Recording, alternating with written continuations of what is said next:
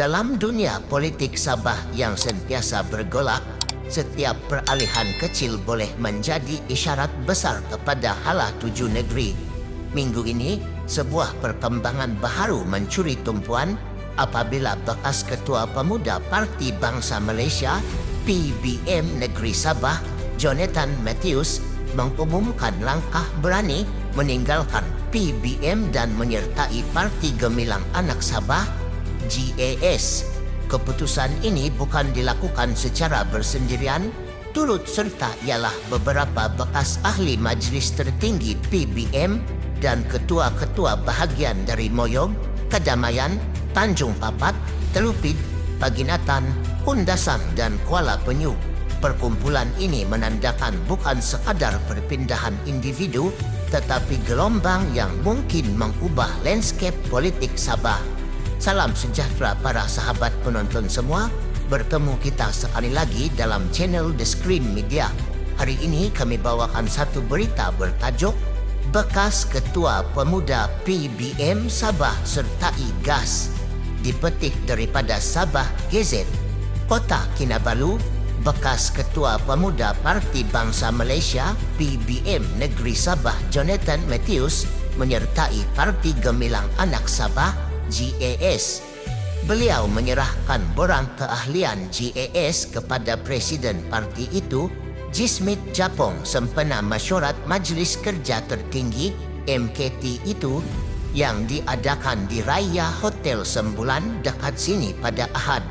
Turut bersama Jonathan menyertai GAS ialah bekas ahli Majlis Tertinggi AMT serta ketua-ketua PBM bahagian Moyog, Kedamaian, Tanjung Papat, Telupit, Paginatan, Undasang dan Kuala Penyu. Jonathan berkata, keputusannya bersama bekas AMT dan ketua-ketua bahagian PBM keluar daripada PBM kerana kekecewaan terhadap kepimpinan Presiden parti itu yang tidak konsisten. Slogan langgar tetap langgar yang suatu ketika dilaungkan hanya tinggal retorik. Apabila tiba masa memberi peluang kepada ketua-ketua bahagian untuk bertanding di kawasan Pakatan Harapan PH, Presiden PBM sendiri membuat U-turn sekaligus menafikan ruang demokrasi dan semangat perjuangan asal, katanya. Atas semangat keberanian dan keikhlasan perjuangan, kami memilih untuk menyertai GAS kerana ia adalah parti lokal, dekat dengan denyut nadi rakyat serta diyakini mampu memperjuangkan hak dan maruah Sabah. Kami percaya dengan visi dan misi Presiden PGAS yang jelas, telus tanpa ada selindung untuk sama-sama mengangkat dan memartabatkan negeri Sabah ke arah masa depan yang lebih gemilang. Pengunduran ini bukan pengakhiran, sebaliknya permulaan baharu untuk membina politik berasaskan integriti, keberanian dan keutamaan kepada rakyat Sabah, tambahnya. Merujuk kepada kenyataan Ketua Pemuda Nasional PBM, Tuan Hanis Asmui, yang mendakwa pengunduran kami dari PBM tidak memberi impak kepada PBM, Jonathan berkata, ia adalah kenyataan yang dangkal dan cuba menutup kelemahan sebenar parti. Hakikatnya, kehilangan kepimpinan pemuda bersama beberapa bahagian utama merupakan tamparan besar kepada PBM kerana ia melibatkan kekuatan akar umbi dan tenaga anak muda di Sabah. Kami kini bersama Parti Gemilang Anak Sabah, tugas kami sekarang untuk membantu merealisasikan visi dan perjuangan parti ini selari dengan slogan parti, kejayaan kita kemenangan rakyat, Sabah bangun, katanya. Jika kita meneliti perkembangan ini dalam konteks politik Sabah, peralihan sokongan sebegini bukanlah sesuatu yang baharu.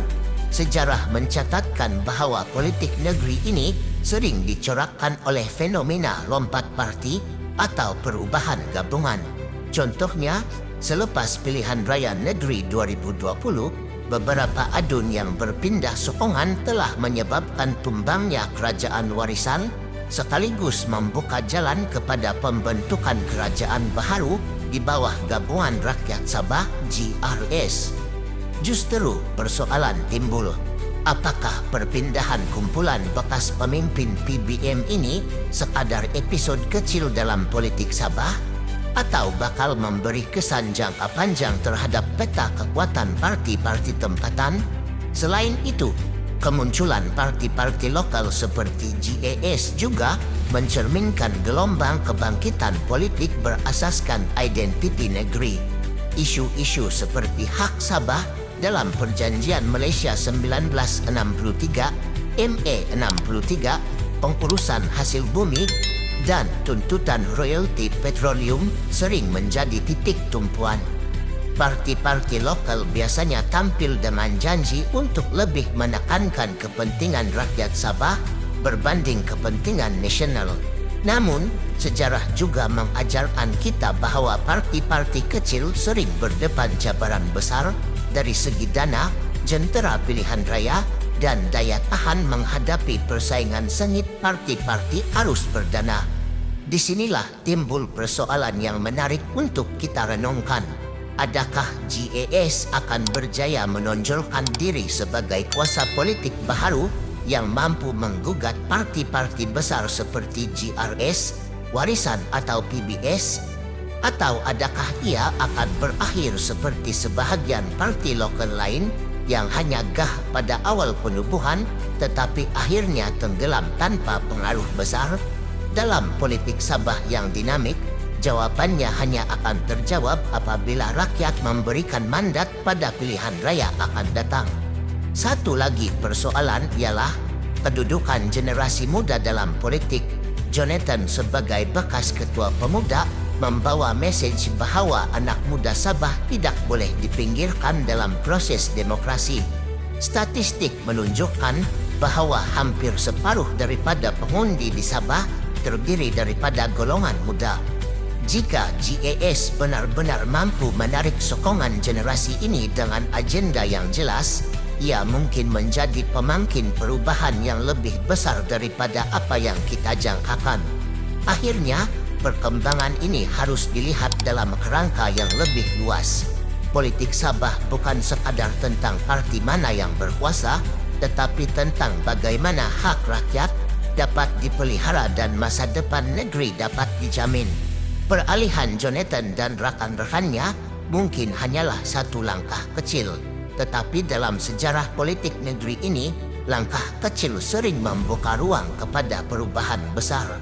Jadi, apakah pandangan anda? Adakah GAS mampu muncul sebagai parti tempatan yang benar-benar memperjuangkan hak rakyat Sabah? Atau adakah ini sekadar satu episod lagi dalam rentetan perubahan politik yang tidak berkesudahan? Tinggalkan komen anda di bawah dan mari kita bincangkan bersama. Bunga raya mekar berseri, harum baunya tiada tandingi. Sabah gemilang harapan negeri, moga sejahtera kekal abadi. Sekian, kita jumpa lagi.